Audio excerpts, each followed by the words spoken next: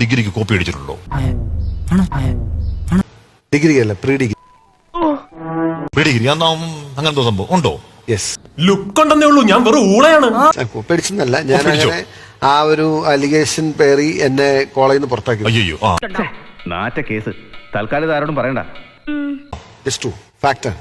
ഞാൻ 2ാം വർഷം പ്രീ ഡിഗ്രി പഠിക്കുമ്പോൾ ഞാൻ ജീൻസ് ഇട്ട് ടീഷർട്ട് ഇട്ട് തല മൊട്ടയടിച്ച്, അതൊരു പുതിയ കാര്യമല്ലല്ലോ, തല മൊട്ടയടിച്ച് കയ്യില് ഒരു വളയുണ്ട്, ചരട് കെട്ടി ഇതൊക്കെ തൂക്കി ഇങ്ങനെ ഇരിക്കുന്ന ഒരു അവസ്ഥയിലാണ്.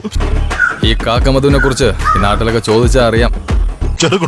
ഞങ്ങൾ അങ്ങനെ പോകുന്ന സമയത്ത് പരീക്ഷ, പക്ഷെ എനിക്ക് I was over confident with my studies. അപ്പൊ ഇങ്ങനെ വന്ന് ഞങ്ങൾ പരീക്ഷ എഴുതാൻ, ഇംഗ്ലീഷ് പരീക്ഷ എഴുതാൻ പരീക്ഷയുടെ കാര്യത്തിൽ ഞാൻ റിസ്ക്കും ഒരിക്കലും എടുക്കത്തില്ല. അപ്പൊ എനിക്കിങ്ങനെ എന്റെ മുമ്പിൽ നിന്ന് ഒരു പയ്യന്റെ കയ്യിലൊരു കടലാസ് ഉണ്ടായിരുന്നു. അപ്പൊ അവന്റെ ആ ടീച്ചറിന്റെ ഫസ്റ്റ് ഡേ ആണ്. It was her first day of appointment. എന്റെ ഭഗവാനെ കാത്തുരക്ഷിക്കണേ.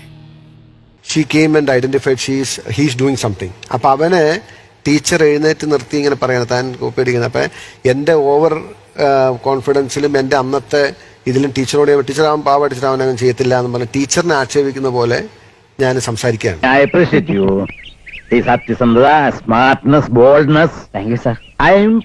ടീച്ചർ പോയി കഴിഞ്ഞപ്പോ ഇവൻ ഈ സാധനം കളഞ്ഞു. ഇതിപ്പോ എന്റെ മുമ്പിൽ വന്ന് ചാടി.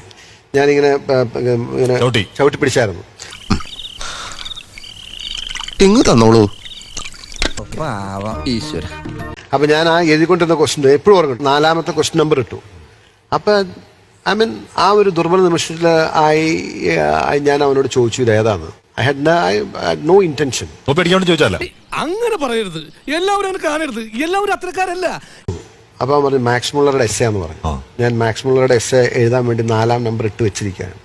ടെംപ്റ്റേഷൻ എനിക്ക് തോന്നി എന്നുള്ള സത്യമാണ്. എനിക്ക് പേടിയില്ല. അല്ല, പേടിയുണ്ട്, എനിക്കറിയാം. ഞാൻ ഇങ്ങനെ ഇരുന്നിട്ട് ഇങ്ങനെ നോക്കി, കയ്യിൽ എടുക്കാനുള്ള ധൈര്യം ഇല്ല എനിക്ക്.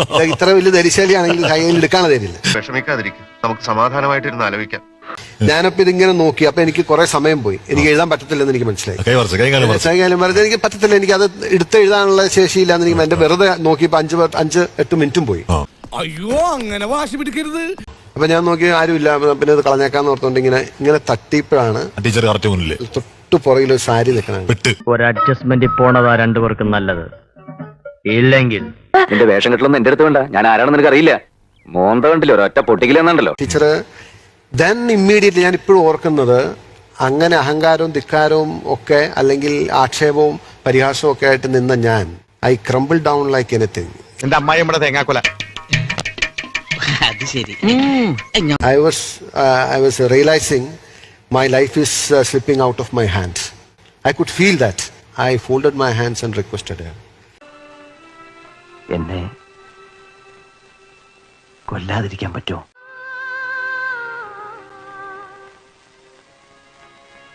ഇല്ല അല്ലേ? ഞാൻ ചെയ്തിട്ടില്ല ടീച്ചർ, എന്നെ ഉപദ്രവിക്കുമെന്ന് പറഞ്ഞു. But she was very adamant. ചട്ടി പൊട്ടിയാനിപ്പോ കോളാമ്പി ചട്ടി